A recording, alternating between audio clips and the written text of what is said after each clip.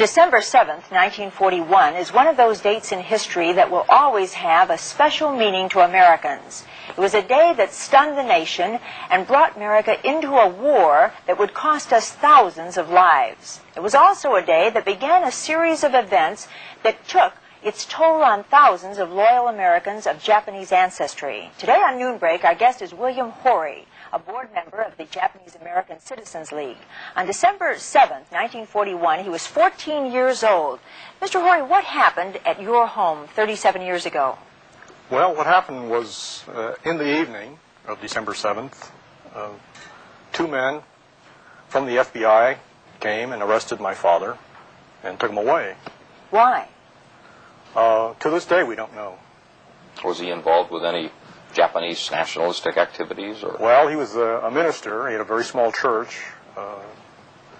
The only reason we can think of is he had spent some time in Japan just prior to the war.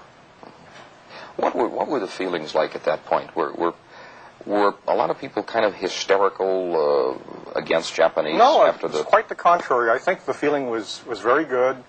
Our little church met in an American Legion Hall. I remember my sister talking to the commander, saying, "Well, I guess we're going to have to leave." And the commander says, "Why?" Except other American Legion members were, I think, reported as asking for people to be relocated, as were many Americans at that time, because it was a very frightening time for all of us, for the whole country. There were posters put up, as I understand it, dictating the ideas and the plan for Japanese American people. How did you react to that? Well, the initial plan was to try to control us, to limit us in far as where we could move and the amount of time we could stay out. But I think the communication was primarily through the community. What did you do to pack up for your mother, and how many brothers and sisters? I had 3 brothers and 2 sisters. Now your father is gone, your mother is there in charge of the family.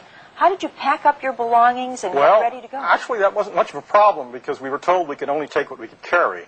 So that minimizes that. And what you have to do is try to figure out some place to store all the things you can't take. And we were able to do that through the good graces of some very good Christian friends we had who did take care of the things for us. And others were not nearly as fortunate. Where did you go, Mr. Horry? We went to Manzanar. And what was it like there? Well, Manzanar is located in the Owens Valley east of the Sierra Nevadas, about 4,000 feet up. It's a very desolate area, and when we arrived there, it was very, very dusty because there was a lot of building going on, a lot of loose dirt, and very, very high winds. One of my first impressions was I'd never seen so many Japanese in my life before. Where you lived, was it a Japanese community? Or? No, I lived in North Hollywood, right on Ventura Boulevard. So you were not in a Japanese neighborhood or anything? What were the feelings out there among Japanese Americans, people born in the United States, being uprooted, put in a camp in a desert, and kind of told, hey, let's make this work, and only because we suspect you may have some leanings? Well, I think that there are 2 things. One thing is that there's a very Japanese characteristic, which you might call fatalism, which translates as, well, there's nothing that can be done about it, so you accept it. And the other part is that there was a certain strange logic to the whole process because we were victims of discrimination. You know, 2 of my brothers and sister could not become American citizens simply because they were born in Japan. Neither could my parents. They and my parents could not own property in California because California did not allow people of Japanese ancestry to own property. So, and employment was a very serious problem. What did you think in the camp? What did some of the other people in the camp think? The Japanese were put in camps, but Germans were not put in camps on the East Coast. Yeah, that was part of the strange logic that you got used to. We knew then that very definitely this was simply an act because of our race rather than because of any threat we posed. Was California more severe on Japanese American people than other states?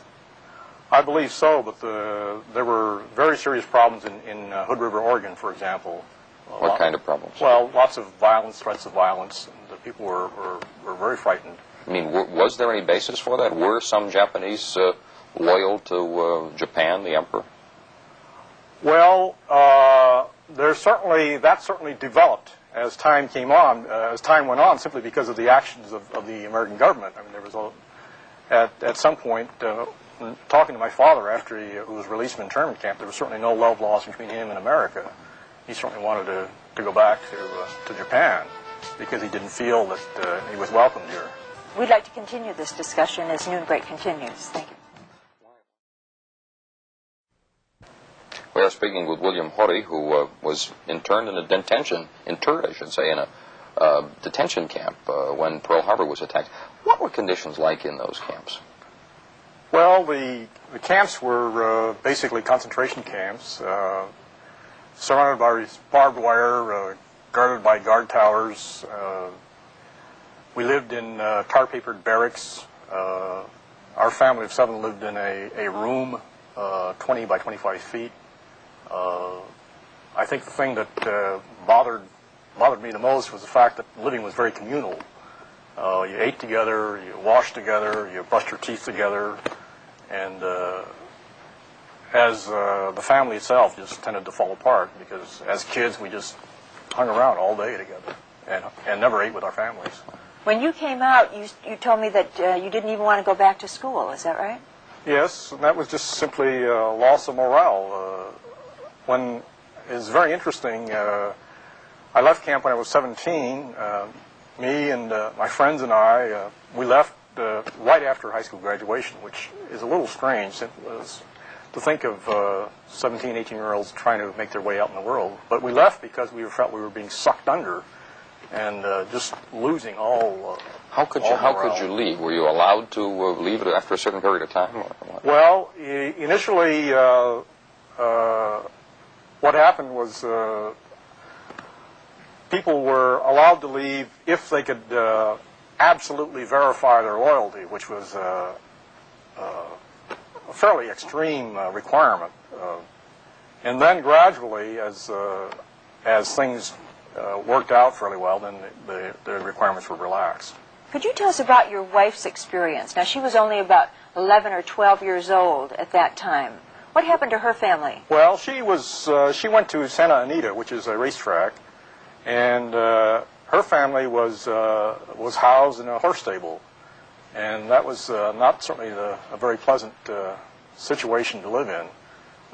They hadn't done a very good job of cleaning up. There was virtually no privacy because the partitions only went so high, so you could hear everything was going on. How long did they stay there? About 6 months. The U.S. government film that shows that about the relocation portrays the Santa Anita camp as a kind of a garden out there. It was just a lovely place to be, according to the film. You don't agree with that? No, that's ridiculous. What sort of stories does your wife tell about that? Well, she tells about things like playing cards all day. I think one of the things characteristic of the camp, which I've heard is true of POW camps too, is there's a tremendous amount of boredom. I used to play 4-hour chess games and say, okay, let's play another game. Mr. Horry, we'd like to continue, and we'll return right after these messages.